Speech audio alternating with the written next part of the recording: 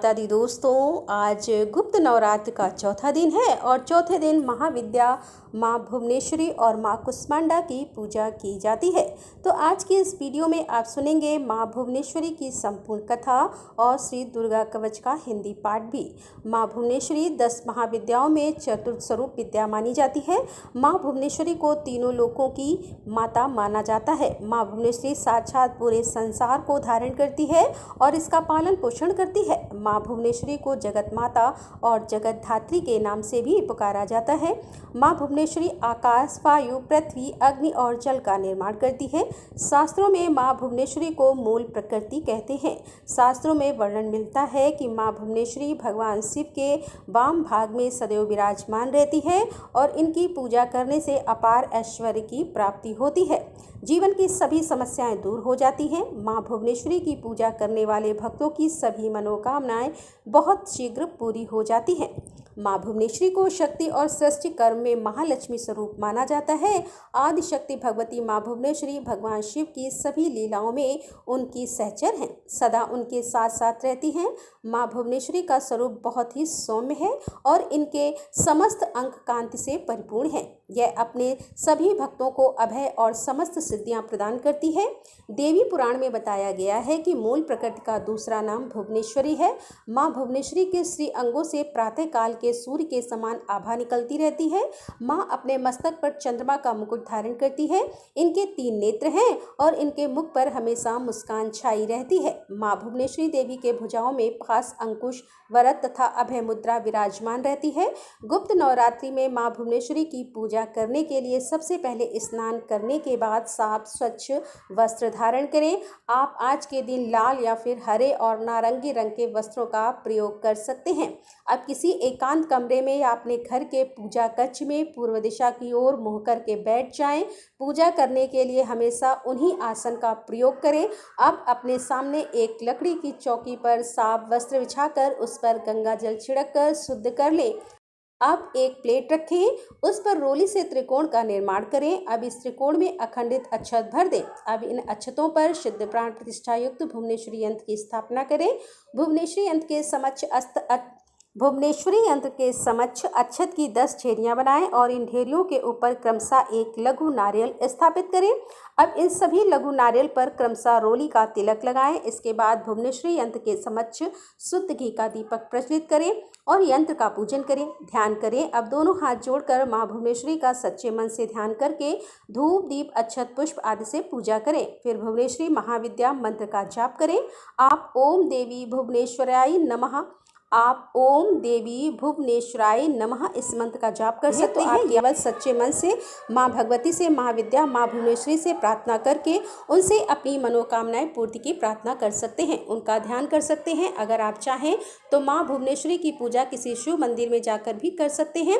इसके लिए सबसे पहले किसी भी शिव मंदिर में जाकर षोडशोपचार द्वारा माँ भगवती भुवनेश्वरी का पूजन करें। अब गाय के घी का दीपक जलाएं, कपूर जलाकर धूप जलाएं। माँ भुवनेश्वरी को सफ़ेद पुष्प, चंदन, अक्षत और इत्र अर्पित करें।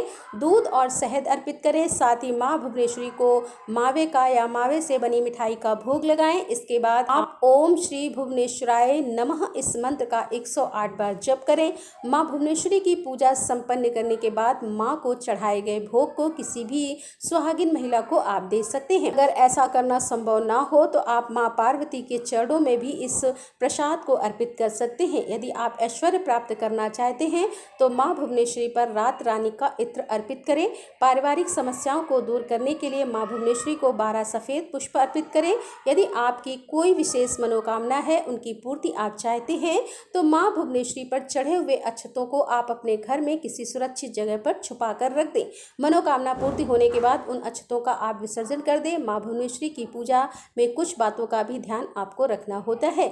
महाविद्या माँ भुवनेश्वरी की उपासना करने के लिए उपासक को सिद्ध प्राण प्रतिष्ठित भुवनेश्वरी यंत्र सफ़ेद सफ़ेद हकीक या रुद्राक्ष की माला, 10 लघु नारियल, यह 3 चीज़ें होना अति आवश्यक है। लघु नारियल का वास्तु शास्त्र में विशेष महत्व बताया गया है। दरअसल जो छोटे नारियल होते हैं उन्हें ही लघु नारियल कहते हैं। लघु नारियल को पूजा घर में रखना बहुत शुभ माना जाता है। लघु नारियल की पूजा करने से घर में धन संबंधी समस्याएं दूर हो जाती हैं। माँ भुवनेश्वरी की साधना हमेशा सुबह 4 बजे से लेकर 6 बजे के बीच या रात में 10-15 बजे के समय के बाद ही करनी चाहिए। माँ की पूजा करने के बाद भुवनेश्वरी कवच का पाठ अवश्य करना चाहिए। माँ भुवनेश्वरी की यह साधना 11 दिनों की होती है। जो तांत्रिक लोग होते हैं उनके लिए ये नियम है कि लेकिन जो लोग केवल गुप्त नवरात्र के बहुत ही सरल आसान विधि से व्रत रखते हैं उन्हें केवल सरल विधि से माँ भुवनेश्वरी की पूजा बाकी दिनों की तरह करनी चाहिए। माँ भुवनेश्वरी की साधना करते समय उपासक को पूरी आस्था के साथ सभी नियमों का पालन करना चाहिए। साधक को माँ भुवनेश्वरी की साधना उपासना से जुड़ी सभी जानकारियों को पूर्ण रूप से गोपनीय रखना चाहिए, गुप्त रखना चाहिए, नहीं तो पूजा सफल नहीं होती। 11 दिनों के बाद पूजा संपन्न करने के बाद भुवनेश्वरी यंत्र को अपने घर के मंदिर या तिजोरी में लाल वस्त्र में बांधकर 1 साल के लिए रख देना चाहिए। पूजा में इस्तेमाल की गई सभी सामग्री को नदी में प्रवाहित कर देना चाहिए या किसी पीपल के नीचे गड्ढा खोदकर दबा देना चाहिए। सामग्री का विसर्जन अगले दिन करना चाहिए। इस प्रकार माँ भुवनेश्वरी की पूजा करने से आपकी साधना पूर्ण हो जाएगी और आपके ऊपर माँ भुवनेश्वरी की असीम कृपा सदा बनी रहेगी। माँ भुवनेश्वरी की साधना करने से मनुष्य को ज्ञान, धन, सम्मान, प्रतिष्ठा की प्राप्ति होती है। अब सुने श्री दुर्गा कवच का पाठ। 18 महापुराणों में से एक मार्कंडी पुराण के अंदर देवी कवच के श्लोक अंतर्भर्ती का हिस्सा है। देवी कवच को भगवान ब्रह्मा जी ने ऋषि मार्कंडेय को सुनाया था। मैं ऋषि मार्कंडेय संसार में जो गुप्त हो और जो मनुष्य की सब प्रकार से रक्षा करता हो और जो आपने किसी को भी आज तक बताया ना हो वह कवच मुझे बताइए। तब श्री ब्रह्मा जी कहने लगे, अत्यंत गुप्त और सब प्राणियों की रक्षा करने वाला, सबकी भला करने वाला कवच मुझसे सुनो। प्रथम शैलपुत्री, दूसरी ब्रह्मचारिणी, तीसरी चंद्रघंटा, चौथी कुष्मांडा, 5वीं स्कंदमाता, 6ठी कात्यायनी, 7वीं कालरात्रि, 8वीं महागौरी और 9वीं सिद्धदात्री यह देवी की 9 मूर्तियां हैं। यह 9 दुर्गा कहलाती हैं। आग में जलता हुआ, रण में शत्रु से घिरा हुआ, विषम संकट में हुआ मनुष्य अगर देवी दुर्गा के नामों का स्मरण करे तो उसको कभी भी हानि नहीं हो सकती। रण में उसके लिए कुछ भी आपत्ति नहीं होती और न ही उसे किसी प्रकार का कोई दुख या डर ही होता है। हे देवी, जिसने श्रद्धा पूर्वक तुम्हारा स्मरण किया है उसकी वृद्धि होती है और जो तुम्हारा चिंतन करते हैं उनकी तुमने संदेह रक्षा करने वाली हो। चामुंडा प्रेत पर, वाराही भैंसे पर, रौद्री हाथी पर, वैष्णवी गरुड़ पर अपना आसन जमाती है। महेश्वरी बैल पर, कुमारी मोर पर और हाथ में कमल लिए हुए विष्णु प्रिया लक्ष्मी जी कमल के आसन पर विराजती हैं। भूषणों से विभूषित ब्रह्माणी देवी पर बैठती है और इस प्रकार यह सब देवियां सब प्रकार के योगों से युक्त और अनेक प्रकार के रत्न धारण किए हुए हैं। भक्तों की रक्षा के लिए संपूर्ण देवियां रथ में बैठी हैं और क्रोध में भरी हुई दिखाई देती हैं तथा चक्र, गदा, शक्ति, हल, मशूल, खटक और तोमर पशु तथा भाला और त्रिशूल, उत्तम रंग आदि शस्त्रों को दैत्यों के नाश के लिए और भक्तों की रक्षा करने के लिए, देवताओं के कल्याण के लिए धारण किए हुए हैं। रुद्र अत्यंत घोर पराक्रम, महान बल और महान उत्साह वाली देवी, आपको मैं नमस्कार करता हूँ। हे देवी, आपका दर्शन दुर्लभ है और आप शत्रुओं के भय को बढ़ाने वाली हो। हे जगदम्बिके, मेरी रक्षा करो। पूर्व दिशा में ऐन्द्री शक्ति मेरी रक्षा करे, अग्निकोण में अग्निशक्ति, दक्षिण दिशा में वाराही देवी और नरद कोण में खड्ग धारिणी देवी मेरी रक्षा करे। पश्चिम दिशा में वारुणी वायु, कोण में मृगवाहिनी, उत्तर दिशा में कुमारी और ईशान कोण में शूल धारिणी देवी मेरी रक्षा करे। ब्रह्माणी ऊपर की ओर से मेरी रक्षा करे और वैष्णवी देवी नीचे की ओर मेरी रक्षा करे। अजिता दाहिनी ओर मेरी रक्षा करे। उदोदिनी देवी शिखा की रक्षा करे तथा उमा मेरे मस्तक पर विराजमान होकर मेरी रक्षा करे। इसी प्रकार ललाट की मालाधारी देवी रक्षा करे और यशस्विनी देवी मेरी भौं की रक्षा करे। भौं के मध्य भाग में त्रिनेत्रा नथु की यम घंटा देवी रक्षा करे। नेत्रों के मध्य में शंखनी देवी और द्वारवासिनी देवी कानों की रक्षा करे। कपोल की कालिका देवी और कानों के मूल भाग की भगवती शंकरी रक्षा करे। सुगंधा नाशिका में और चर्चिका ऊपर के ओंठ में से अमृत कला नीचे ओंठ की सरस्वती देवी, अमृत कला नीचे के ओंठ की सरस्वती देवी और चर्चिका ऊपर के ओंठ में, अमृत कला नीचे के ओंठ की सरस्वती देवी जीभ की रक्षा करें। कुमारी देवी दांतों की और चंडिका कंठ प्रदेश की रक्षा करें। चित्र घंटा गले की घाटी और महामाया ताल की रक्षा करें। कामाक्षी देवी थोड़ी की और सर्वमंगला मेरी वाणी की रक्षा करें। भद्रकाली गर्दन की और धनुर्धरी पीठ के मेरुदंड की रक्षा करें।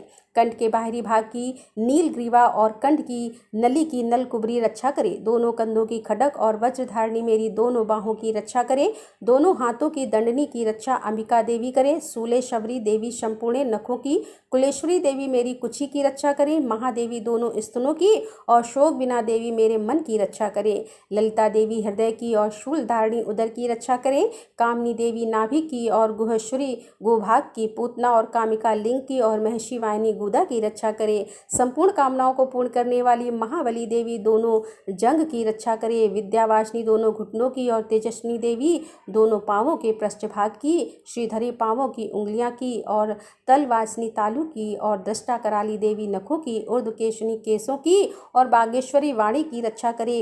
रोमावलियों के छिद्रों की कोवरी और त्वचा की बागेश्वरी देवी रक्षा करे। पार्वती देवी रक्तमंजा वशा मांस हड्डी की रक्षा करे। आंतों की कालरात्रि देवी, पित्त की मुकुट सबरी देवी, पद्मावती कमल कोश की, चूड़ामण कफ की रक्षा करे। ज्वालामुखी नसों के जल की रक्षा करे। अभेद देवी शरीर के सब जोड़ों की रक्षा करे। ब्रह्माणी मेरे वीर छत्र, शबरी देवी छाया की और धर्म धारिणी देवी मेरे अहंकार मन और बुद्धि की रक्षा करे। प्राण अपान व्याध उदान और समान की वज्र हस्ता देवी रक्षा करे। कल्याण शोभना मेरे प्राणों की रक्षा करे। रस रूप गंध शब्द और स्पर्श इन विषयों का अनुभव करते समय योगिनी देवी मेरी रक्षा करे तथा सत्वगुण रजोगुण और तमोगुण की रक्षा नारायणी देवी करे। आयु की रक्षा वाराही देवी करे। वैष्णवी धर्म चक्रण देवी मेरे यश कीर्ति लक्ष्मी धन और विद्या की रक्षा करे। इंद्राणी मेरे शरीर की रक्षा करे। और हे चंडी के आप मेरे पशुओं की रक्षा करिए। महालक्ष्मी मेरे पुत्रों की रक्षा करें और भैरवी मेरी पत्नी की रक्षा करें। राजा के दरबार में महालक्ष्मी तथा सब और व्याप्त रहने वाली विजया देवी चारों ओर से मेरी रक्षा करें। जो स्थान रक्षा से रहित हो और कवच में रह गया हो उसकी पापों का नाश करने वाली जयंती देवी रक्षा करे। अपना शुभ चाहने वाले मनुष्यों को बिना कवच के एक पल भी कहीं नहीं जाना चाहिए, क्योंकि कवच रखने वाला मनुष्य जहाँ तहाँ भी जाता है वहाँ वहाँ उसे अवश्य धन लाभ होता है और वह सफलता प्राप्त करता है। वह जिस अवश्य वस्तु की इच्छा करता है वह उसको इसी कवच के प्रभाव से अवश्य मिलता है और वह इसी संसार में महाऐश्वर्य को प्राप्त होता है।